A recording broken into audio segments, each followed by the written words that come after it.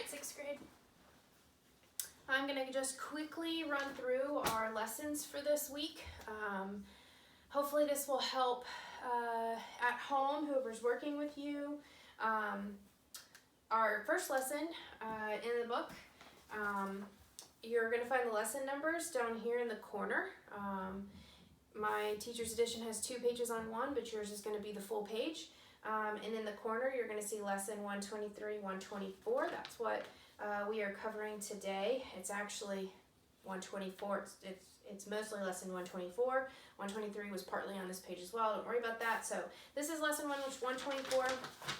It will continue from page 199 to 200, also 201 and 202, all the way to page 203.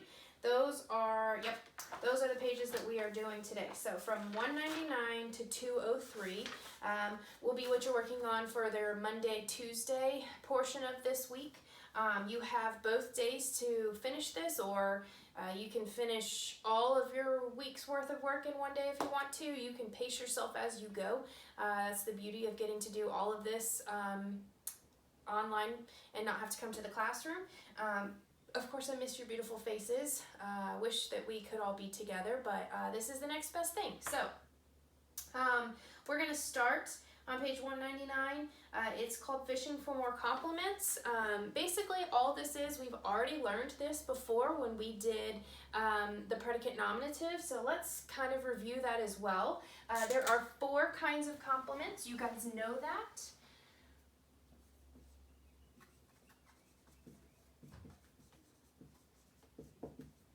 Okay, the first one we learned about was the predicate nominative.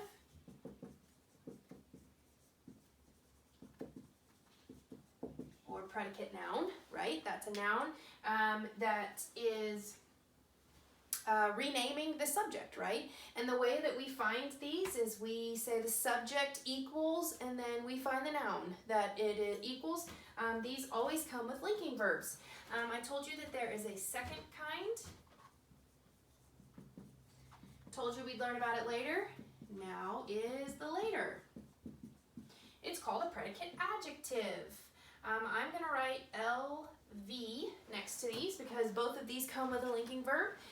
When you are diagramming your sentences and you're finding subject verb, if you find a linking verb, the equals test, you guys know we've talked about that before. The equals test is what helps us find these predicate nouns and predicate adjectives. The difference between these two is this one is a noun. You guys know that. We sometimes call this a predicate noun or predicate nominative. It's interchangeable. The predicate adjective is just that. It's an adjective. It's going to be a describing word that's referring back to the subject. So in a sentence, it's going to, let's say an example. Here's one with a predicate nominative. Mrs. Tara is a teacher. Okay, see?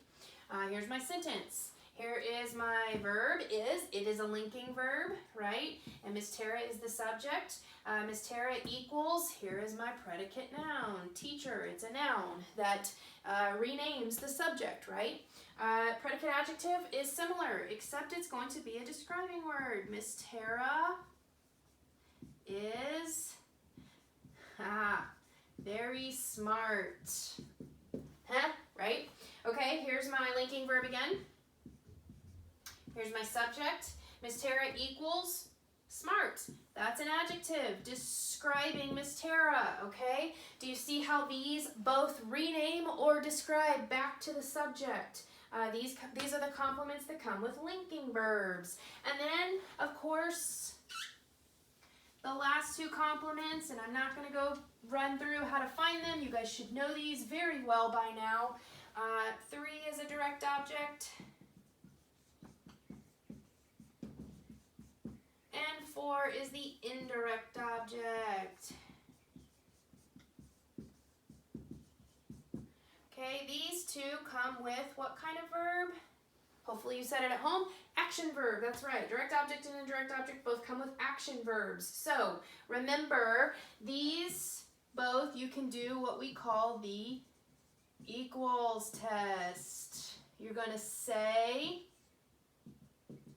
subject plus verb, and instead of verb, you can say equals, and then whatever it equals in the predicate part is either your adjective or your nominative or noun. Okay, so that is this lesson on page 199.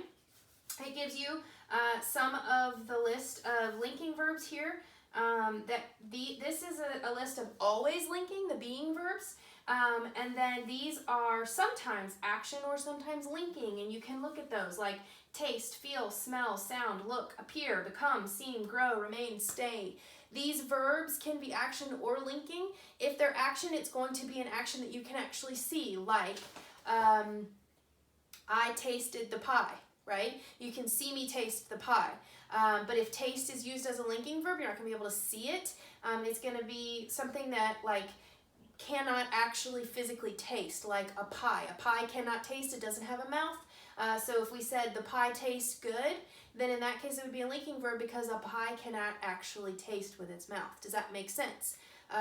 So that's how you can tell if they're being used as action or linking. If it's something that can actually do that action, it will be an action verb. If it's something that cannot perform that action, then it's going to be a linking verb in that case. So run through those boxes.